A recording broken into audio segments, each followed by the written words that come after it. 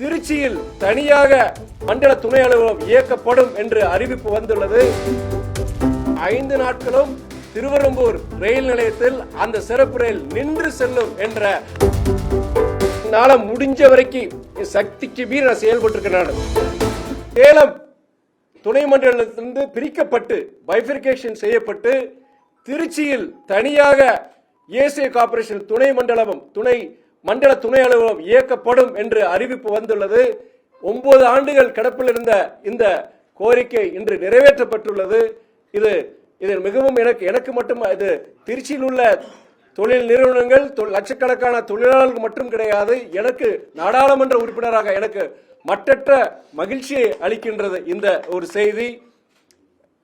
அடுத்த ஒரு முக்கியமான ஒரு மகிழ்ச்சிகரமான இதில் என்ன விஷயம், இன்னொரு மகிழ்ச்சிகரமான என்ன செய்தி என்றால், நம்ம திருவெரும்பூரிலிருந்து திருச்சியிலிருந்து தாம்பரம்புக்கு இடையே இயக்கப்படும் சிறப்பு ரயில் அது திருவெரும்பூர் ரயில் நிலையத்தில் நிறுத்த வேண்டும் என்ற ஒரு கோரிக்கையை நான் ரயில்வே துறை கோட்ட மேலாளருக்கு டிஆர்எம் அவர்களுக்கு நான் கோரிக்கையை வைத்தேன்.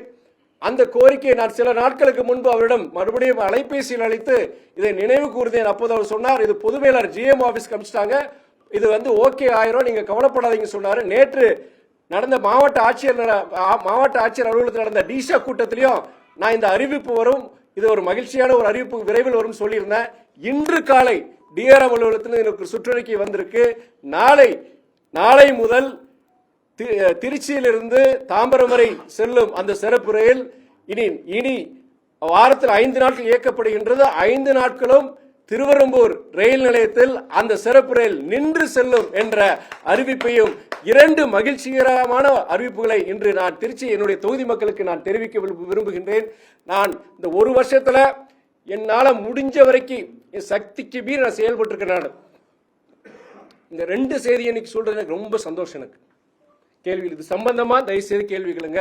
இன்னைக்கு ஒரு நாள் கசப்பான அரசியல் செய்திகள் வேண்டாம், இனிப்பான மக்கள் சேவை குறித்து ஏதாவது நீங்க இந்த விஷயமா இந்த 2 விஷயத்தை பத்தி ஏதாவது